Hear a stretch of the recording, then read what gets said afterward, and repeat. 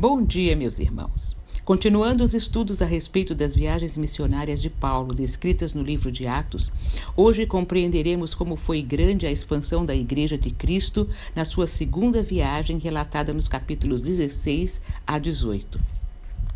Cerca de um ano depois da primeira viagem e alguns dias depois do Concílio de Jerusalém, o coração dos missionários começava a pulsar de saudade e preocupação com os novos convertidos deixados nas cidades que eles tinham visitado anteriormente. O versículo 36 do capítulo 15 diz assim: Algum tempo depois, Paulo disse a Barnabé: Voltemos para visitar os irmãos em todas as cidades onde pregamos a palavra do Senhor, para ver como estão indo. Porém, um enorme entrave divide a equipe. Na primeira viagem, João Marcos os abandonou logo no começo da primeira viagem. E agora Barnabé quer levá-lo novamente e Paulo discorda. Esta questão de opinião fez Barnabé seguir para um lado e Paulo para outro.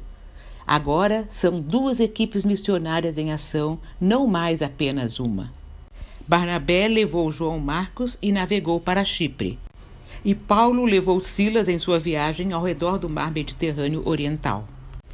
Chegou a Derbe e depois a Listra, onde vivia um discípulo chamado Timóteo, que virá a ser um dos companheiros mais confiáveis de Paulo. Embora Paulo insista em outras passagens que a circuncisão não é necessária para a salvação, e querendo levar Timóteo com ele na viagem, circuncidou por causa dos judeus que viviam naquela região, e para que tivesse eficácia ministerial e comunhão com os judeus. O objetivo de Paulo é viajar para o lado ocidental do Império, a fim de evangelizar a província romana da Ásia. Porém, Deus teve outros planos e redirecionou o apóstolo e sua equipe para a Macedônia. Ele o fez da seguinte forma: durante a noite, Paulo teve uma visão, o qual um homem da Macedônia estava em pé e suplicava: passe a Macedônia e nos ajude. Depois que Paulo teve essa visão, ele não ficou racionalizando, justificando ou lamentando a mudança de planos. Ele simplesmente pegou a estrada e seguiu para o lado certo. A partir daqui, Lucas se junta à comitiva de evangelização. Lucas diz: partindo de Troade, navegamos diretamente para Samotrácia e no dia seguinte para Neápolis. Dali partimos para Filipos, na Macedônia, que é colônia romana e a principal cidade daquele distrito. Ali ficamos vários dias. Filipos era uma cidade-colônia, quer dizer, uma mini-Roma. Seus habitantes tinham os mesmos direitos daqueles que moravam na Itália. Era um lugar de importância social, política e econômica. Ali, aparentemente por não haver uma sinagoga na cidade, os missionários procuraram um lugar de oração. Nas cidades em que não havia sinagoga, havia um local de oração para aqueles que adoravam a Deus e estudavam as escrituras judaicas. Em Filipos, esse local ficava à beira do rio Gangites. Para lá se dirigiram Paulo e seus companheiros Silas, Timóteo e Lucas. Lá encontraram Lídia, uma gentia temente a Deus. Era uma comerciante de púrpura, que era um artigo de luxo e possivelmente uma posição social elevada e financeiramente independente. Então, Deus lhe abriu o coração para atender às coisas que Paulo dizia.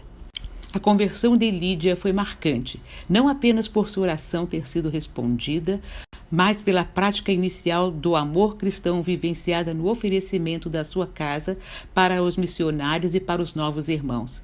Ali se organizou a Igreja de Filipos. Nesse período, ocorre o episódio da libertação de uma mulher possessa de espírito adivinhador e que perseguia a equipe missionária. Certo dia, indo nós para o lugar de oração, encontramos uma escrava que tinha um espírito pelo qual predizia o futuro. Ela ganhava muito dinheiro para seus senhores com adivinhações. Essa moça seguia Paulo e a nós gritando: esses homens são servos do Deus Altíssimo e anunciam o caminho da salvação. Ela continuou fazendo isso por muitos dias. Finalmente Paulo ficou indignado e voltou-se e disse ao espírito: em nome de Jesus Cristo eu ordeno que saia dela. No mesmo instante o espírito a deixou. Percebendo que a sua esperança de lucro tinha se acabado, os donos da escrava agarraram Paulo e Silas e os arrastaram para a praça principal diante das autoridades. Na prisão, depois de duramente açoitados, Paulo e Silas têm uma notável reação: orar e cantar ao invés de chorar e lamentar. Versículo 25. O terremoto mostra ao carcereiro que algo fora do normal envolvia aqueles pregadores. O resultado foi a sua conversão e o início de uma igreja que se reunia na casa de Lídia. Essa comunidade cristã se desenvolveu muito. Depois de saírem da prisão, Paulo e Silas foram à casa de Lídia, onde se encontraram com os irmãos e os encorajaram, e então partiram. Chegaram a Tessalônica, capítulo 17. Segundo seu costume, Paulo foi à sinagoga e por 3 sábados discutiu com eles com base nas Escrituras, explicando e provando que Cristo deveria sofrer e ressuscitar dentre os mortos. E dizia: esse Jesus que lhes proclamo é o Cristo. Mais uma vez, o resultado é a conversão de uma numerosa multidão. Mas ficaram pouco tempo ali, ficaram cerca de 3 semanas, por causa do tumulto que os judeus geraram para forçar a saída de Paulo. Versículo 10 diz o seguinte: logo que anoiteceu, os irmãos enviaram Paulo e Silas para Bereia. Chegando ali, eles foram à sinagoga judaica. Estes judeus, ainda não convertidos, foram chamados de mais nobres, porque ao invés de rejeitar sem análise, preferiram adotar o caminho de comparar o que ouviam com as Escrituras. Assim, a sua fé não seria baseada apenas no que Paulo dizia, mas no que Deus dizia. E assim devem ser as nossas convicções, que não devem se basear na palavra de homens, por mais confiança que tenhamos no seu caráter ou no seu trabalho. Em pouco tempo, o trabalho em Bereia foi perturbado pela ação dos judeus incrédulos de Tessalônica. Aparentemente, apesar de que alguns creram ali, pelo menos naquele momento, nenhuma igreja local foi formada naquela cidade. Quando os judeus de Tessalônica ficaram sabendo que Paulo estava pregando a palavra de Deus em Bereia, dirigiram-se também para lá, agitando e alvoroçando as multidões. Imediatamente os irmãos enviaram Paulo para o litoral, mas Silas e Timóteo permaneceram em Bereia. Os homens que foram com Paulo o levaram até Atenas, partindo depois com instruções para que Silas e Timóteo se juntassem a ele, tão logo fosse possível. Atenas era um centro altamente desenvolvido, era berço de grandes filósofos como Sócrates e Platão. Havia também um paganismo altamente praticante, com uma religiosidade manifesta em numerosos templos e diversas divindades. O versículo 16 do capítulo 17 diz o seguinte: enquanto esperava por eles em Atenas, Paulo ficou profundamente indignado ao ver que a cidade estava cheia de ídolos. Paulo foi até o local onde estavam os formadores de opinião da cidade, a praça. Em pouco tempo, ele teve a oportunidade de pregar no centro mais cobiçado por todo filósofo que se interessasse em determinar suas ideias, o Areópago, que era uma espécie de conselho que decidiam as questões religiosas, culturais e educacionais da cidade. Neste ambiente altamente sofisticado e acadêmico, Paulo mudou a estratégia do discurso, mas não mudou a sua mensagem. Continuou anunciando a Cristo, sua morte, sua ressurreição e o seu julgamento final. Atos 17 é um dos sermões mais extraordinários de toda a era cristã, constituindo-se até hoje um modelo para todos os pregadores. Houve a conversão de algumas pessoas, versículo 34, mas assim como em Bereia, não foi possível estabelecer uma igreja local. Depois disso, Paulo saiu de Atenas e foi para Corinto, uma cidade portuária importantíssima do Império Romano. Havia habitantes de muitas partes do mundo e muita diversidade, especialmente em práticas pagãs. Em Corinto ficava o templo de Afrodite, ou seu nome romano, Vênus. Paulo permaneceu ali por 18 meses. E foi em Corinto que Paulo conheceu o casal Priscila e Áquila. Tornaram-se amigos, e não apenas por terem a mesma profissão, mas por tornarem-se parceiros do ministério. Essa amizade durou até o fim da sua vida, conforme 2 Timóteo 4,19.